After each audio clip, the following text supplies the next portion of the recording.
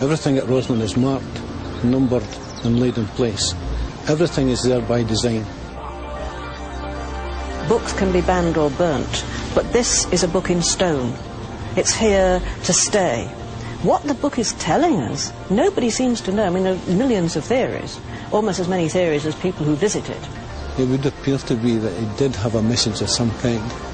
Where he would get it and where he got his knowledge, we don't know. All of this seems mysterious enough, but now the mystery of Roslin has been added to by a series of bizarre UFO sightings. Scottish ufologist Ron Halliday has documented most of them. Roslin Chapel has, a long history of being some kind of mystic spot. I mean, certainly there have been UFO sightings in the area, over the years. Triangular-shaped objects, disc-shaped objects, objects hovering in the sky, objects on the ground, and of course, in addition, people have claimed to have seen alien entities.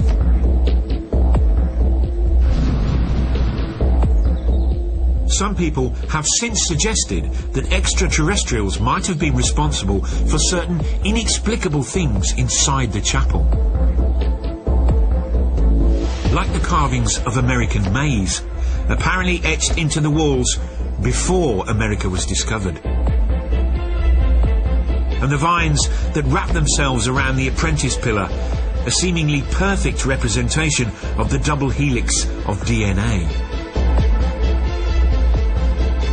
Can super-advanced aliens have given William St. Clair the knowledge from the future to leave these messages? Outrageous idea? Yeah, but maybe not outrageous enough.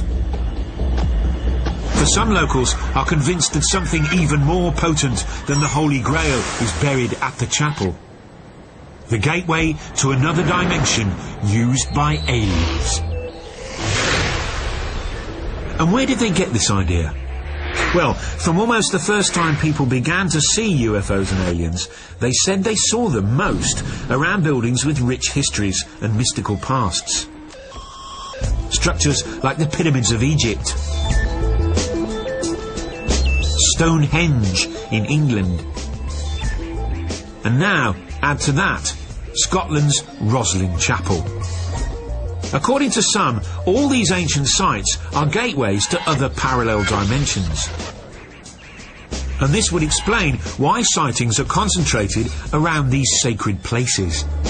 It's possible that people in the past recognised that particular site, which formed a mystic link with other dimensions, other worlds, other things, and that is one of the reasons why Roslin Chapel is built at that particular spot. Roslin, like another site out in West Lothian near Bonnybridge, I think that these sites have been used for travelling between dimensions and worlds.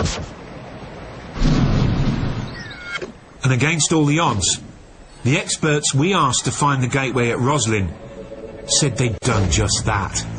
All of a sudden I started coming up off the floor, I swear to God. If you used your hands, you could actually feel where the doorway was, where it started and where it ended. Is it a portal through to another dimension? Who knows?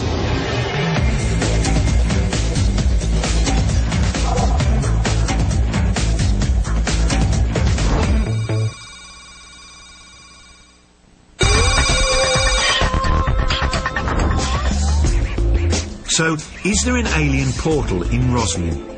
And if there is, could the chapel's mysterious code be the way to open it?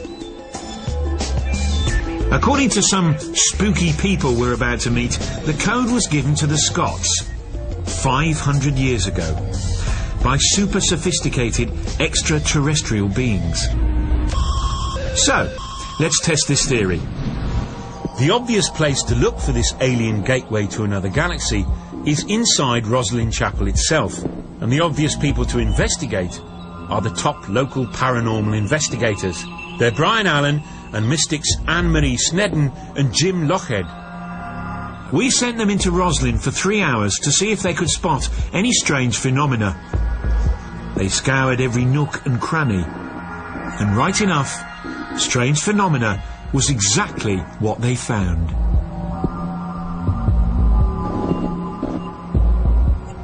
One of the guides there, he asked me to stand on this particular flagstone in the crypt. And it was quite incredible because I could actually feel under my feet, I could feel this undulation, almost as if you were standing on a rubber mat of some kind that was being pushed from underneath it. It was like an incredible sensation. And the guy told me, he asked me what I was feeling, and I told him, and he said, well, not surprising, he says, because everybody that stands on the spot feels exactly the same thing. It was like walking in a ship, up and down, but a pleasant, rolling feeling within you. Hard to describe. You had to hold on. It wasn't going sideways, just going straight in front of you, up and down. My feet were coming up off the floor. It was as if something was my heels, like pushing from my heels and pushing me up off the floor, and I stumbled forward. Brian Allen and his friends had, so they say, quite literally stumbled across the portal. If you used your hands, you could actually feel where the doorway was, where it started and where it ended, and it was just like a big tube. And it's got an actual door on it, which, when you put your hands on it, shifts slightly, and you can actually feel that movement.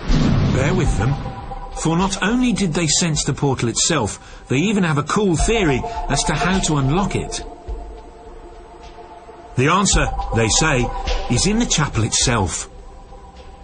I do believe that there is a doorway, a genuine doorway within Roslyn Chapel, and I believe that the secret to unlocking this doorway exists also in the chapel. It's on display, it's there for people with eyes to see. The only problem is decoding it.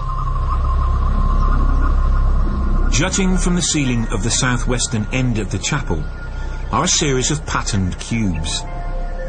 Their purpose has, for centuries, mystified visitors. But now, Brian Allen believes he has decoded them. They are the way, he says, to opening the portal. I believe that the key to this is encapsulated in those cubes. The facets of these cubes, all the different designs, some are repeated, some are different, some are unique, but it reads very like a musical score. I think that they can be reproduced using what are called Chladni patterns.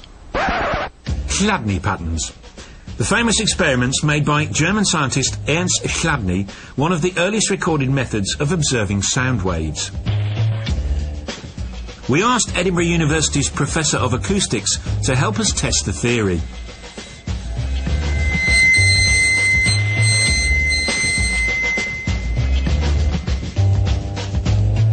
Well, we've got a square plate here, which is clamped at the middle, but free to vibrate round the edges. And you can set it into vibration in a number of different ways, but the classic way is to take a violin-like bow and bow it at the edge. You can make the patterns visible by sprinkling salt or sand onto the plate. And then when you bow it, the salt gets thrown up where the plate is vibrating strongly, and you'll see a pattern.